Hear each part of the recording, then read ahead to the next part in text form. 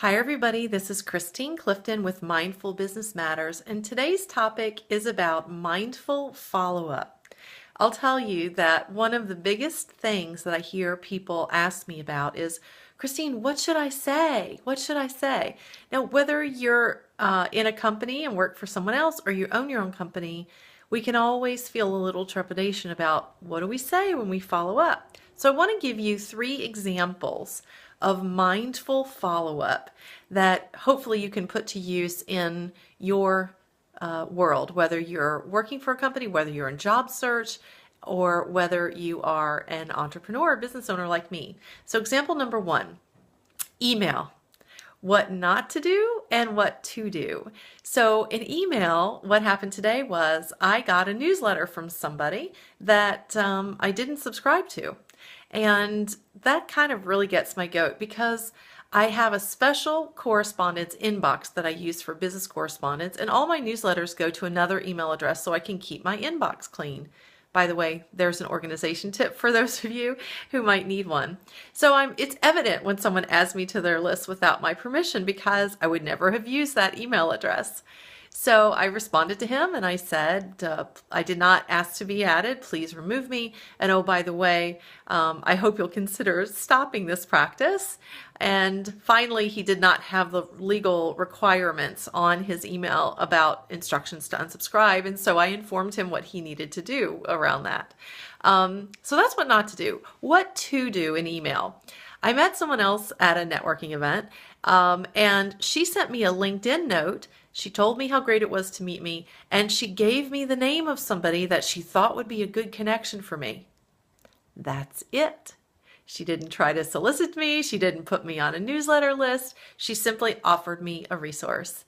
Ding, ding, ding, ding, ding. That's how you do it, folks. That's how you follow up after meeting somebody using email. All right, so let's talk about the telephone. So it's really easy to use email. It's easy to use text. And sometimes the phone feels like it weighs about 100 pounds before we pick it up and can make those return calls. Now I have a whole science behind that. Actually, there's a product in my shopping cart called Dialing for Dollars, which I would recommend you getting. Has a lot of tips in there as well. But I placed a phone call to somebody to thank them for referring someone to attend a class of mine. I didn't send a quick email. It wasn't impersonal. I picked up the phone and I called her and I thanked her for that connection. And lo and behold, we got into an open conversation about running our businesses. And I was asking her about a tool that she uses, a webinar tool, and we were talking about it. And at the end of that conversation, I'm pretty sure I'm going to be using that webinar service now because of what we discussed. So see the power of a conversation and the power of personal outreach? That's an example of mindful follow-up or using the phone in a mindful way. Lastly, how do you use the snail mail to do mindful follow-up? Well, here's what I did over the holiday. People who were impactful in my life or clients, past clients, great contacts, friends, and I sent one off to a former practitioner that I used to use. And lo and behold, she got the postcard. This is not a postcard, it was a note card, personalized note that I sent to her, just telling her how great it was when we worked together and how much I enjoyed our time together. And she emailed me and she said, I see your new business. I went to your website. It's absolutely amazing. Maybe we can talk about working together. So we got on the phone and sure enough, we're now working together. So there you go, ding, ding, ding, using snail mail. I did not solicit her. I did not say anything other than it was super great working with you way back when, and I just wanted to say hi. These are ways that you can approach follow-up. Remember that it doesn't have to happen all in one fell swoop.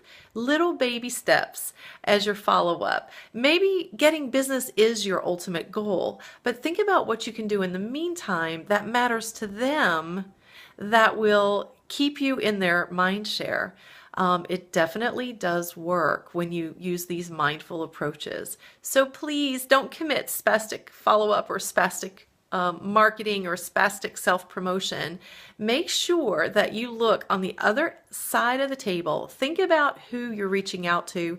Think about the purpose for your outreach, and then construct and design the outreach. So one last note, a client of mine reached out to me and asked me about to look over an email that she was going to send to somebody. And when I looked at it, it was complimenting the person on something and then saying, let me introduce my company. I'll call you next week to follow up.